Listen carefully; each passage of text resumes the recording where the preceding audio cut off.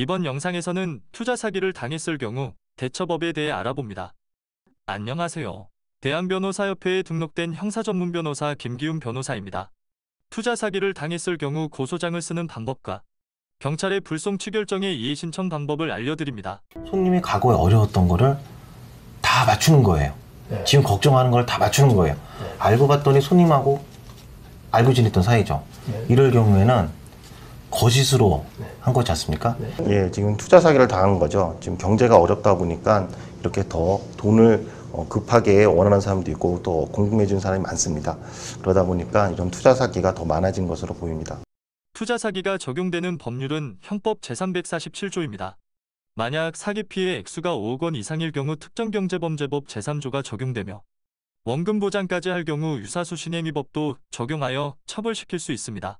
투자 사기의 대표적 유형은 부동산 사기, 금융사기, NPL 투자, 부실채권 투자, 주식 투자, 신기술 투자, 동업 투자 등이 있습니다.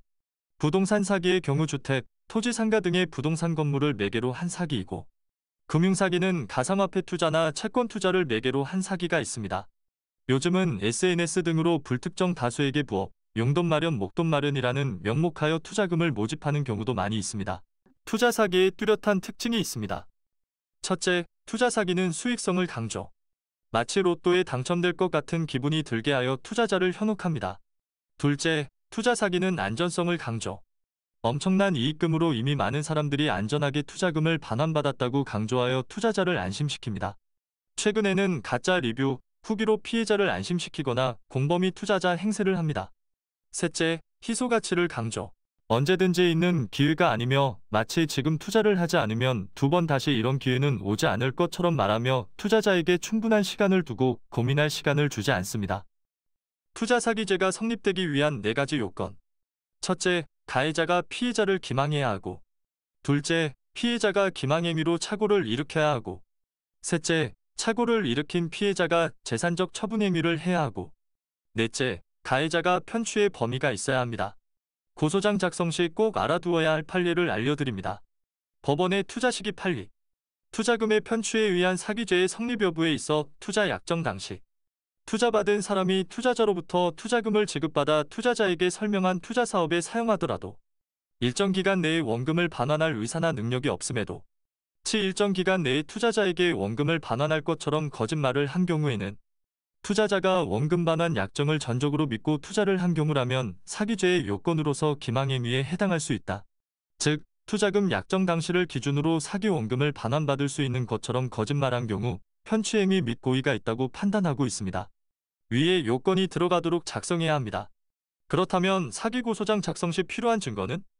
따라서 투자 사기로 고소할 계획이 있다면 계약서, 투자 설명서, 자필 메모, 카톡 대화 내용, 문자 등을 형사 전문 변호사와 함께 꼼꼼히 분석할 필요가 있습니다. 중요한 것은 확보한 증거가 투자 사기의 유죄의 증거로 적법할지를 사전에 형사 전문 변호사에게 꼼꼼히 검토받아 보시기 바랍니다. 경찰에서 불송치 통지를 받은 경우 이의 신청 절차는 경찰에 고소하였지만 혐의가 없다고 불송치한 경우의 이의 신청 절차를 알려드립니다. 이의 신청 절차. 하나, 경찰에 고소하였지만 경찰이 불송치 결정을 하였다면 경찰은 불송치 기록을 검사한테 송부합니다. 고소인은 불송치 결정 이의 신청서를 작성한 후 경찰서에 접수할 수 있습니다. 그렇게 되면 경찰은 고소 사건을 검사한테 사건 송치합니다.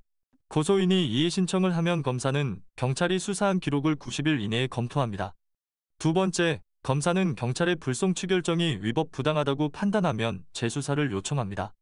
이 절차에서 제일 중요한 것이 고소인이 이의 신청서를 작성하는 것입니다. 이의 신청서를 접수할 경우 지체 없이 경찰은 검사에게 사건을 송치하고 검사가 한 번 더 사건을 판단하게 되기 때문입니다. 이의 신청 시 주의사항. 특히 불송치 이의 신청서 중 이의 신청 이후 부분을 법리적 관점과 유사 판례, 증거 등을 아주 꼼꼼히 검토하여 작성해야 합니다. 경찰이 어떤 사유로 혐의가 없다고 판단했는지를 분석하고 이에 관한 유사 판례나 법리를 꼼꼼히 체크해야 합니다. 그리고 유죄를 입증할 수 있는 증거가 더 있다면 제출해야 합니다. 예를 들어 카톡이나 목격자 진술서, 영상 파일이 있다면 함께 제출하여 주시기 바랍니다. 만약 CCTV가 매우 중요한 증거인데 확보가 되지 않았다면 CCTV 증거 보전 신청을 법원에 하시기 바랍니다.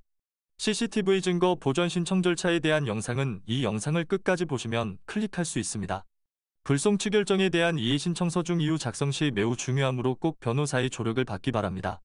투자 사기 고소와 민사 손해배상 청구. 투자 사기를 당했을 때 형사고소와 별도로 민사상 손해배상 청구를 할 수 있습니다. 만약 사기범의 재산을 알고 있다면 통장가압류, 부동산가압류 신청을 병행하는 경우에는 재산을 보전받을 수 있는 확률이 더 높아집니다. 혼자서 진행하기 어렵거나 걱정된다면 투자 사기를 당했을 때 혼자서 고민하지 마시고 형사 전문 김기훈 변호사와 함께 하시기 바랍니다.